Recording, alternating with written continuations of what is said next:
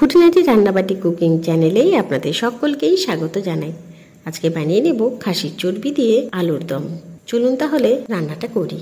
প্রথমে আমি চর্বিগুলোকে ছোট্ট ছোট্ট সুন্দর করে পিস করে কেটে নিয়েছি। এবার কড়াই গরম হতে দিয়ে সরাসরি চর্বিগুলোকে তেলের মধ্যে দিয়ে দিলাম। অল্প একটু নাড়াচাড়া করতে করতে চর্বিগুলো কিন্তু নিজের তেল ছেড়ে দিয়ে ওই তেলেই ভাজা হতে শুরু করে দিয়েছে। দেখুন কি সুন্দরভাবে চর্বি থেকে কিন্তু অল্প একটু করে তেল বেরোচ্ছে, এবং রান্নার মধ্যেও আর কিন্তু বাইরে থেকে তেল ব্যবহার করলাম না। চর্বিগুলো মোটামুটি ভাজা হতে শুরু করেছে এবং তেলও বের হয়ে গেছে। এই মুহূর্তে দিয়ে দিলাম কিছু পরিমাণ কেটে রাখা পেঁয়াজ। এবার নাড়াচাড়া করতে করতে পেঁয়াজ এবং চর্বি দুটোকেই কষিয়ে নেব।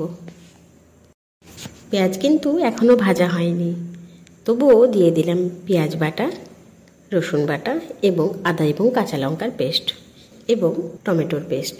এরপর সমস্ত মশলাগুলোকে একসঙ্গে নাড়াচাড়া করতে করতে কষিয়ে নেব।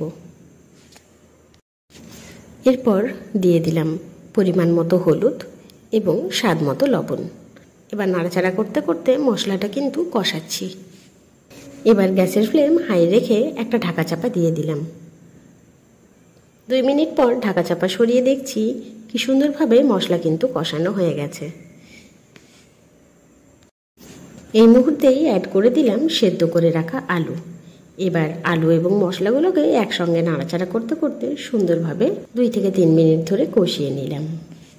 এবার অল্প একটু জল দিয়ে সমস্ত মশলাটা এবং আলুগুলো ভালো করে সেদ্ধ হতে দিলাম। এতে আলুটা কিন্তু সুন্দরভাবে মশলার সমস্ত ফ্লেভার নিয়ে নেবে। প্রায় 2 থেকে 3 মিনিট হাই ফ্লেমে ফুটিয়ে নেব। আলুর দমের মধ্যে থেকে জল কিন্তু প্রায় শুকিয়ে এসেছে। এরপর শুধু গরম গরম রুটির সঙ্গে সুন্দরভাবে পরিবেশন করুন খাসির চর্বি দিয়ে আলুর দম।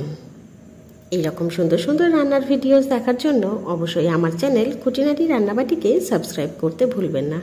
অবশ্যই লাইক, শেয়ার এবং কমেন্ট করে জানাবেন আমার দেওয়া সমস্ত ভিডিওস আপনার কেমন লাগছে। ধন্যবাদ।